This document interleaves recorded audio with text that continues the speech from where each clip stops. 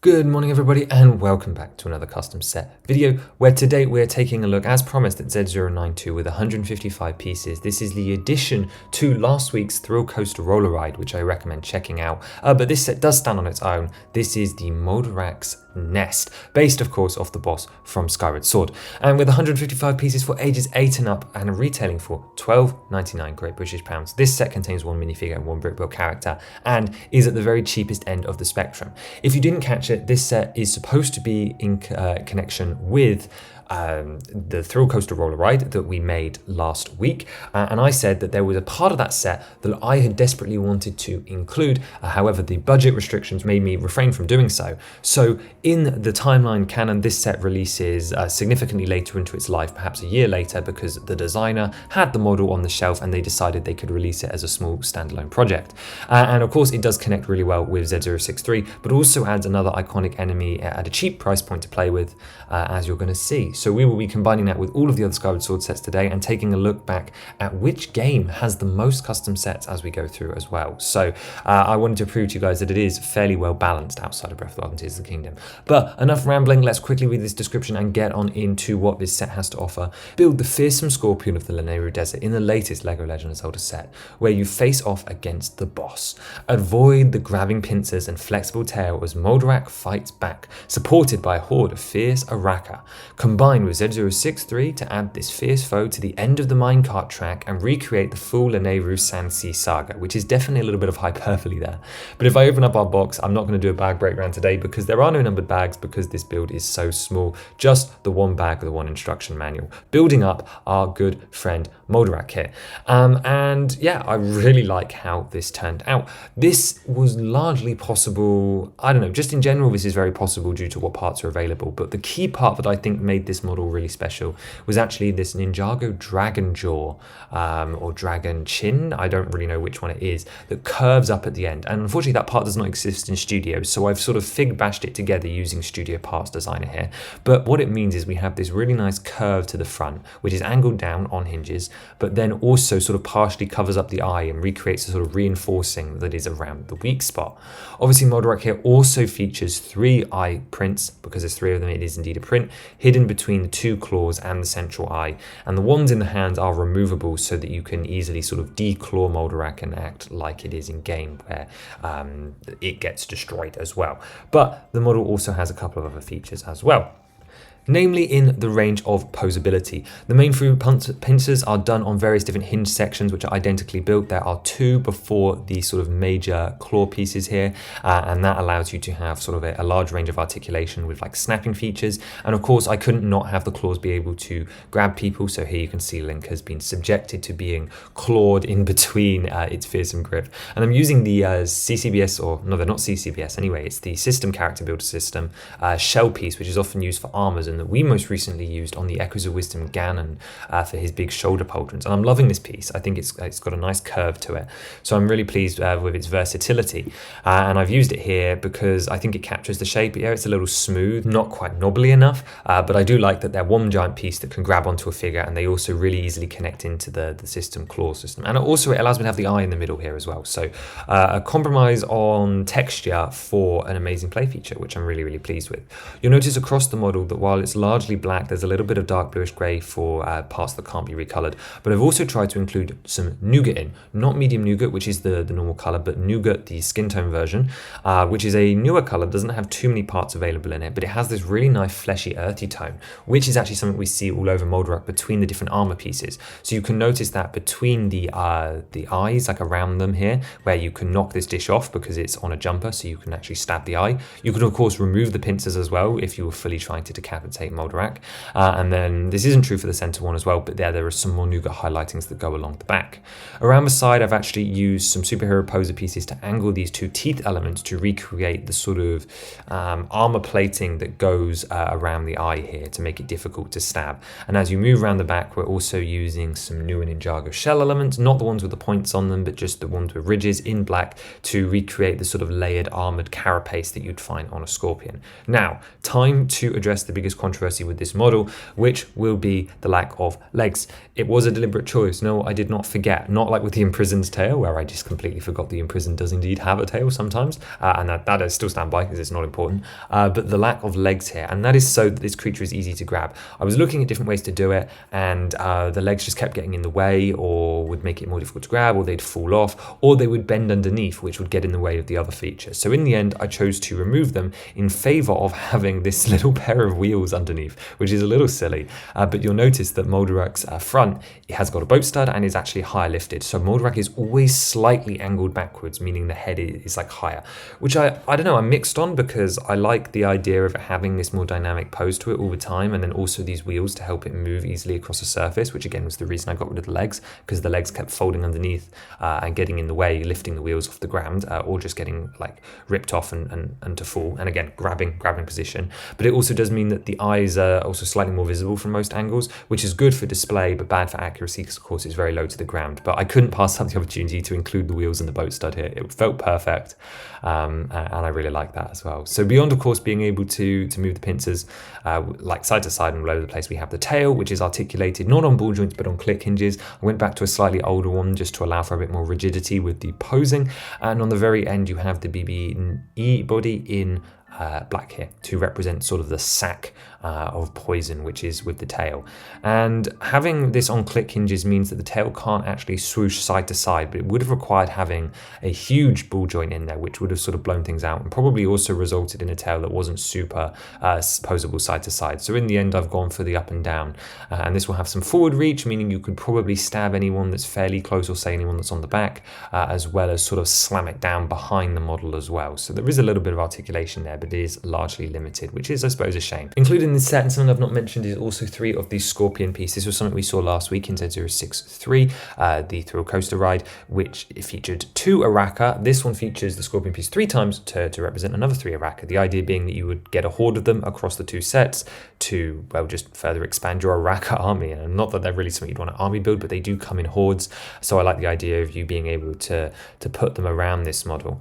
And of course, one of the big synergies with this model and Thrill Coaster is of course the fact that the gust bellows were included in that set to blow the Araka away. So you could imagine that Link is using the gust bellows to sort of distract Molderach here, because you do have them by the time you fight Molderach in the shipyard, which is of course why this set is connected with the Thrill Coaster, which is largely inspired by the Lanayru's shipyard. So yeah, more Araka to blow around and just cause chaos and swarm over Link. Again, it's just sort of something to dump on him as well. But let's take a quick look at the figure included in this set, and then we can get into the nitty gritty of the comparisons. So one minifigure is again Link from Skyward Sword, who is the exact same as he was last week in the Thrill Coaster ride, but also the same as he was in the Imprisoned and the Battle for the Sacred Flame, and back in Wave 1 as well. He features dual molded arms, a normal sword, and then some various different layers of Link printing. He does include a sword in both this and Thrill Coaster, but do remember that there are the other accessories. So yes, you're getting double Links even when you buy these 2 companion sets, but I would have felt that it would have been really cheap to not include him with Molderach here, and also it just makes sense to have him to fight the boss. It was kind of an inclusion I didn't really have a choice for to have him in both sets, so it is whatever. This happens all the time in LEGO, right? You end up with lots of Lukes and Darth Vaders, and only so many outfits can be helped, and you've had a lot of outfits from me from the Tears of the Kingdom sets. And then we also have Molderach here, who is obviously designed to look like a version from the game. In this drawing, I forgot to include the nougat around the eyes, so there would be a little bit more contrast there, but otherwise she's an all black model. The eyes are perfectly recreated, and there you can actually really see the fact that I did quite well with that horn, and the tail of course up in the air with that big sack on it to prick the enemies. The only thing missing is of course the teeth underneath Molderach's face, which again wasn't included to reduce the risk of stuff getting in the way of those wheels and like rolling it across the floor, because I don't know, that feels questionable structurally. But yeah, no feet is the controversy for today, I'm sure. But we're really here. Obviously, this is a small set. It's great. I really wanted to show it off. But I think I'm mostly interested in talking to you guys about the cohesion between the 2 of them. So here is it with Z063. Obviously, complete different ends of the price range. One at $89 and then one at $12.99. But works really well together. In this, the most basic layout, which was the original plan for Thrill Coaster back when Molderach was included in it, was to have Molderach at the end of the course, so you could set the minecart going down and then move one of your hands down to Molderach and then pretend to like knock the carts off or grab it as if it was like going into a Jaws, or you were going like jumping over like a shark pit or something is what comes to mind. So see if you can dodge it. And in the original version, I mentioned this last week, there would have been like a net, like a catching feature. So your goal was to sort of get the minecart to launch down and see if you'd positioned another building in the correct spot so that the car actually like lands in it, and then Molderach would have been in that building. But that is why that building got cut, was because it would have been absolutely massive. And I did consider adding it to Molderach's set, but one thing I think we have a huge deficit of just in general is the small sets. So not having Molderach available for 30 was like a priority, because that building would have upped the price and it wouldn't have been very interesting. It would have basically been a facade with maybe a couple of scenes on the inside. It would have been a very boring addition to the set. So keeping Molderach at pocket money prices, just like we've done with the Koga car and other sets, ended up being the better choice. You can see Molderach in different places, just sort of filling out the scene and acting like a menace. That takes me back to that concept art where Molderach was actually in Farron Woods. I think it was back at like E3 2010, which was kind of crazy. And here you can see sort of maybe Molderach positioned off camera, but with the tail designed to sort of like stab at or get in the way of the minecarts, perhaps ruining your jump and stopping you from surviving the thrill coaster. That wasn't the only Skyward Sword set though, because in wave 4 of this wave still, we had another Lanayru set, which was Ancient Machines Battle Pack. This was 0057. This was years ago now, but yeah, this is also a wave 4 set. Wave 4's just taken forever. And in this set included a bunch of Lanayru mining facility builds, which yes, don't quite fit the outside nature of the thrill coaster. However, some of it, like the Centrobes and the minecart stuff, probably could fit quite well. So we're going to introduce these as well. So we've got the Armos, the Beamos, the Centrobe and its little guys. The room we're not going to use. And then of course the minecart here as well. And this is a fun little set that I'd highly recommend you check out as well, just because it's something a little different for a battle pack.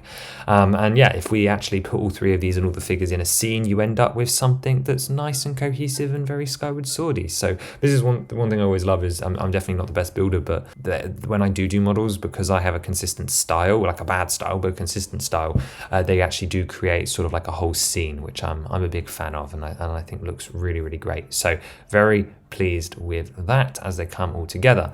Now, because Molderach is a boss, I also wanted to line him up next to some of the other character builds that we've done for Skyward Sword, specifically the Imprisoned here. We have the Loftwing, which isn't a boss, but is flying up above, the newer version from the remaster, and then Koloktos as well, who's slightly smaller than the Imprisoned, but here the three of them are together. Lots of black, but looking good. I'm pleased with these guys. It's a little Skyward Sword collection that's slowly growing, and coming into real life one day soon too. Imprisoned has made his way over. Very exciting indeed. I'm very pleased to have him. You can see here climbing up the slopes of the sealed grounds. And this is every Skyward Sword set that we've done so far as well. So we had 2 in wave 1 with the Wing Ceremony and the Fire Sanctuary, although to be honest, the Fire Sanctuary may as well have been a Skyward Sword set, but it was also the default Fire Temple for the Dungeon Builder system. And I just happened to choose the Fire Sanctuary. It could have been any Fire set, but it is a Skyward Sword Fire Sanctuary set. We had nothing in wave 2, and then in wave 3 we just had one set, which was the Silent Realm Trial, and that's because these other waves had other game focuses.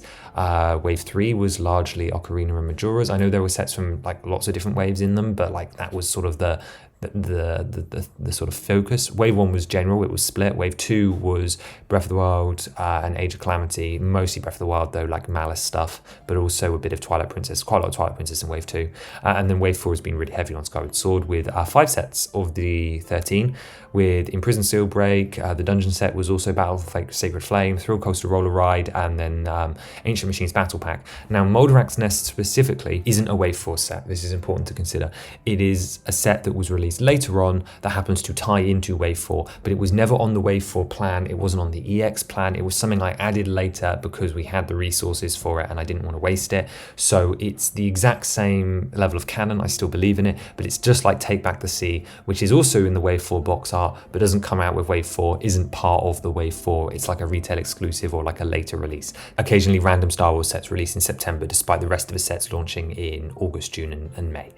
But before any of you complain that I have a Skyward Sword bias, because those who don't know, Skyward Sword is my favourite Zelda game, that is not true, because here is the Twilight Princess sets, and there are 9 of them. There are actually more Twilight Princess sets than Skyward Sword. I have shown no bias.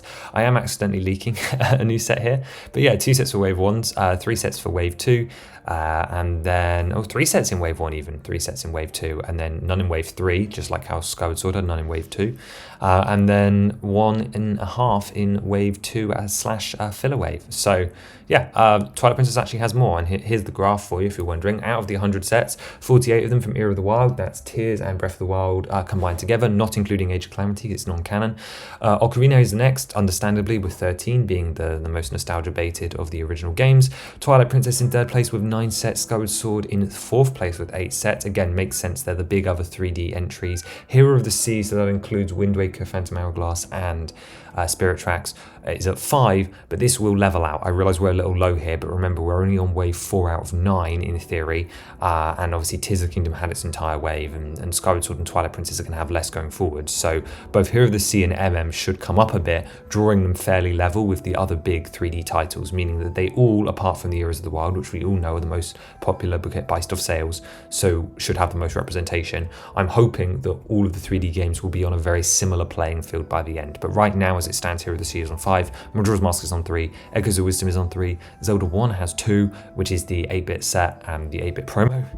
Link's Awakening has 1, again that's changing very soon, and then there are 8 non-canon items as well. So these numbers will shift, but this is where we stand at the end of the first 100 sets. Just thought it was interesting to point out because I know I don't know, I've been accused once or twice for having a bias towards games, and I mean that's clear in one case here, but I also have a reason for that. But no, the 3D games are treated pretty fairly, it's the 2D games that, it's not even my bias against them, there's just less that you can turn into effective sets. But they, as I said before, every set will get something by the end of wave 9. So there's the data for you. I thought that was interesting.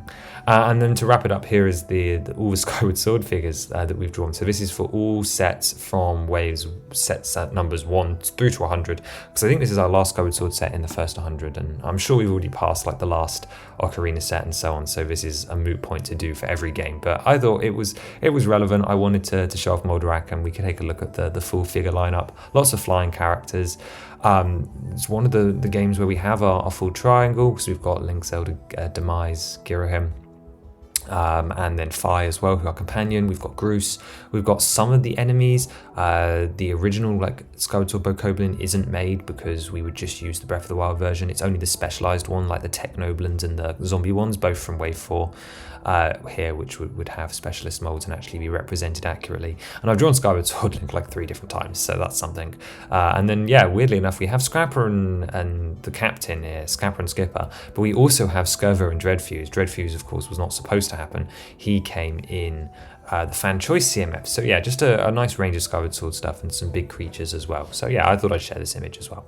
But thinking back to wave 4 and jumping out of our Skyward Sword headspace here, let's talk about wave 4. Now that the Thrill Coaster and its expansion is finished, we only have one more wave 4 set to consider, which will be what is coming up next on the channel, and then wave 4 is officially finished.